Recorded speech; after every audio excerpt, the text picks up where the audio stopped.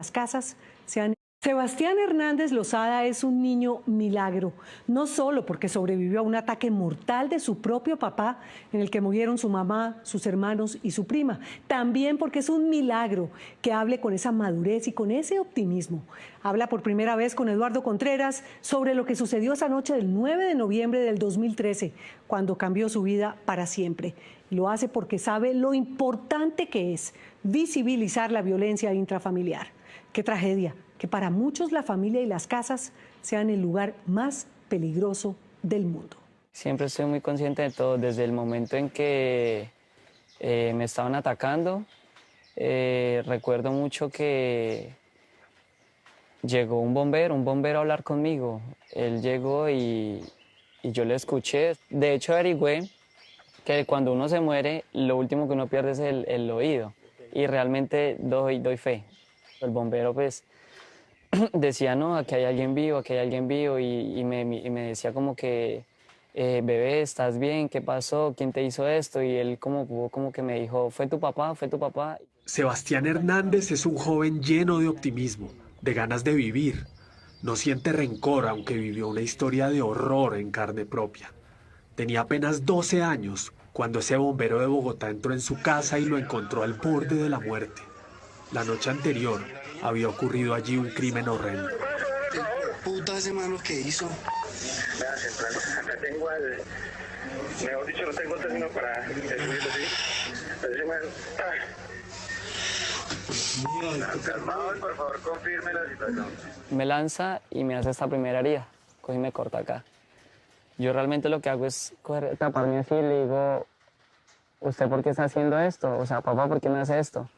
Y él me dice, silencio, no diga nada, váyase para el cuarto. Entonces, en el momento en que él me pegó, yo escuché todo. Yo escuché a mi mamá y a mi prima gritando, a los niños llorando. Ese 9 de noviembre de 2013, Hernando Hernández, su padre, mató a sangre fría a su familia, a sus hermanos, Mateo de 7 años y Brian de 9, a su prima Camila de 19 y a su mamá, Jenny, de 37. En la ventana veo las sirenas de la policía. Comienzo a escuchar a los vecinos, cómo gritan, como dicen, Brian, Mateo, Sebastián, por favor, alguien diga algo. Escucho mucha gente murmurando, obviamente en la casa todos llorando, gritando. Mi papá, al escuchar eso, él apaga la luz y se me acuesta al lado. Y él coge con el machete y él comienza a rasillarlo así en el piso. Cuando ya es de un momento a otro que yo ya siento que él ya se me viene encima y yo como puedo lo intento evitar, pero realmente no puedo. Él me ataca de, creo que de la peor manera y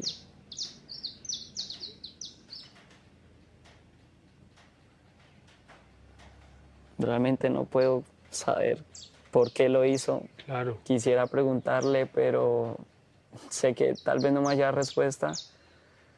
Creo que es una incógnita que me va a quedar toda la vida.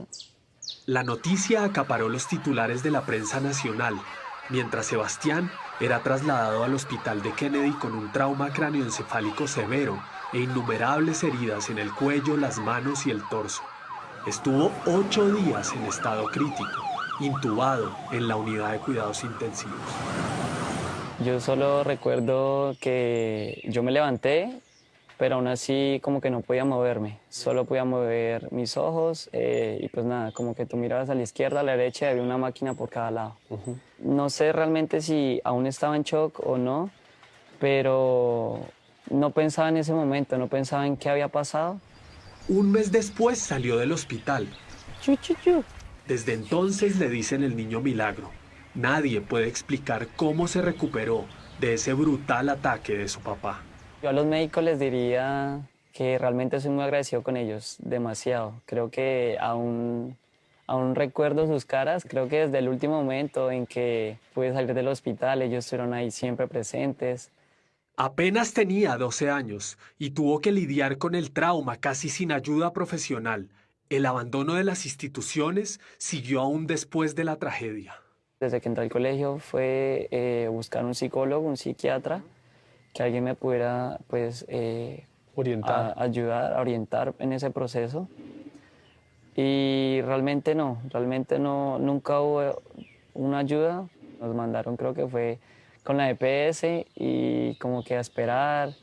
Y pues yo creo que en esos momentos no estaba para esperar algo, ¿sí? El testimonio de Sebastián es aterrador. Mientras hacíamos esta historia, varios miembros de este equipo periodístico tuvimos que parar, conmovidos hasta las lágrimas por la crudeza de su relato y por la increíble fuerza que lo ha llevado a sobreponerse a la adversidad. Tremendo. Duro.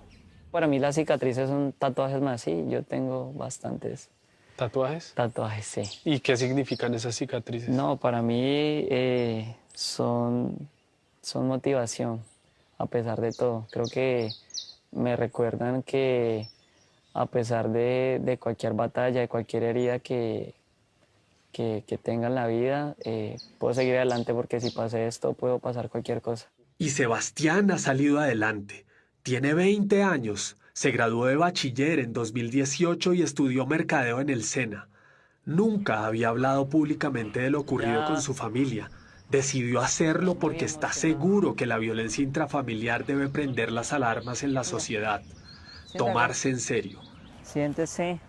Afirma sin dudar que este crimen atroz pudo evitarse si las autoridades hubieran actuado a tiempo. Si realmente la policía hubiera entrado, sí, estoy totalmente de acuerdo, se hubieran podido salvar más vidas.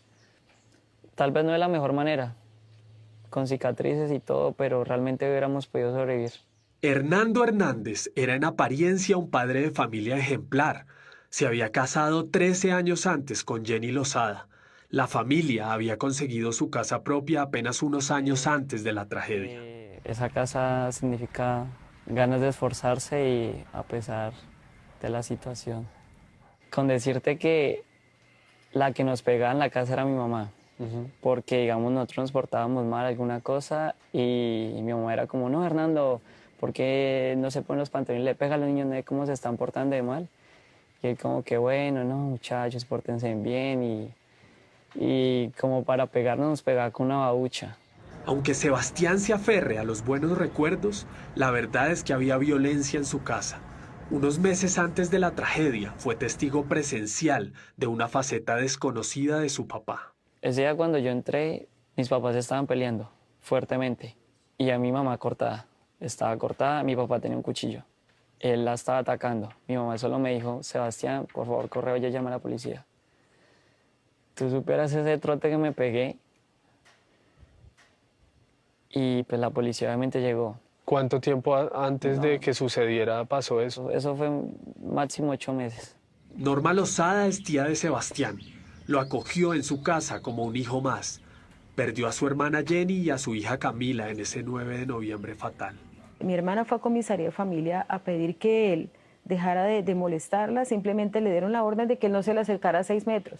Y viviendo en una casa extremadamente pequeña, No, es absurdo, donde si bajo absurdo. las escaleras o las subo me lo voy a encontrar.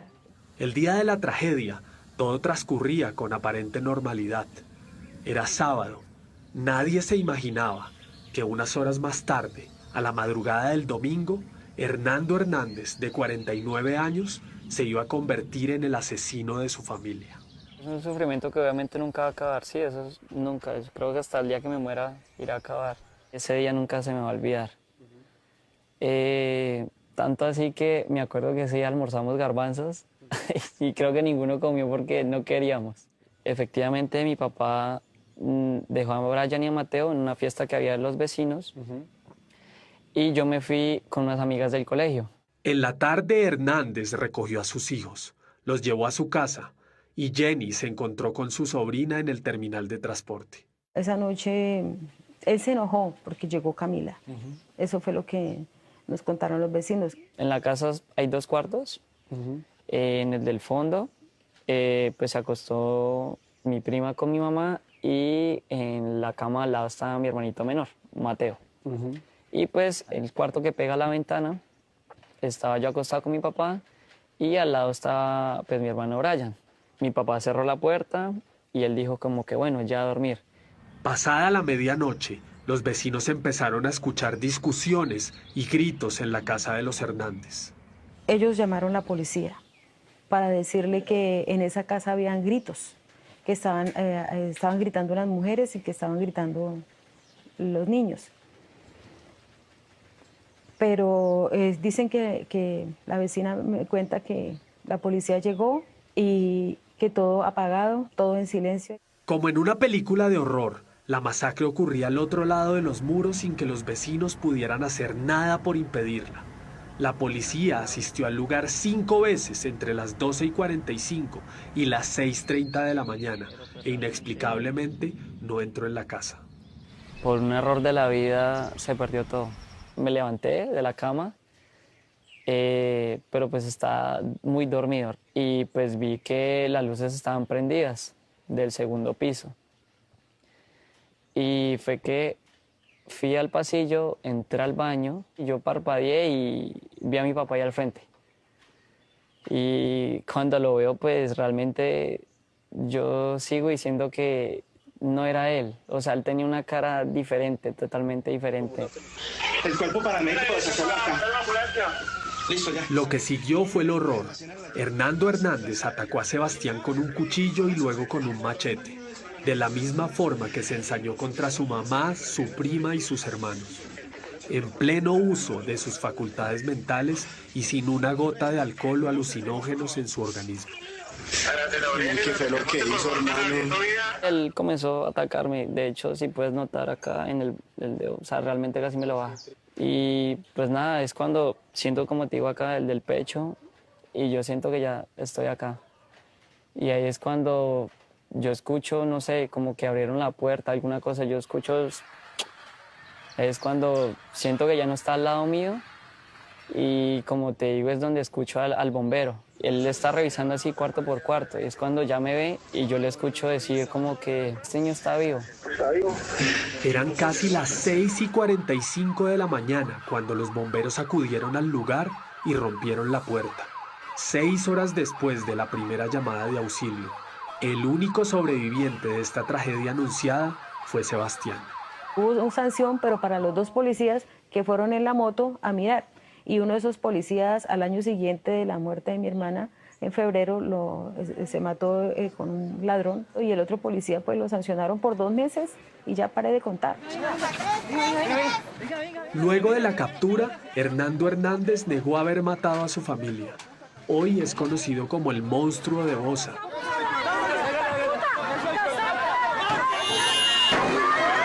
Fue condenado a 60 años de cárcel sin posibilidad de rebaja de penas.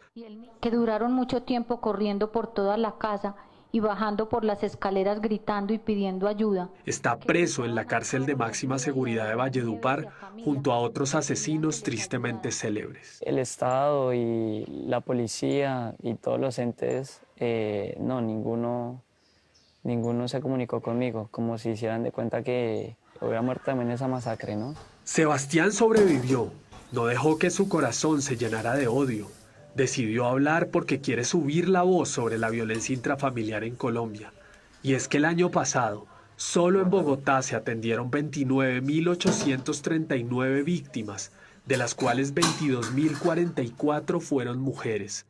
Hay que denunciar, alzar la voz para decir que en casa hay personas que corren peligro. Él le llevaba a ella como unos 8 años, creo. Después de sanar las heridas y hacer un proceso en solitario, recibió una llamada de su papá.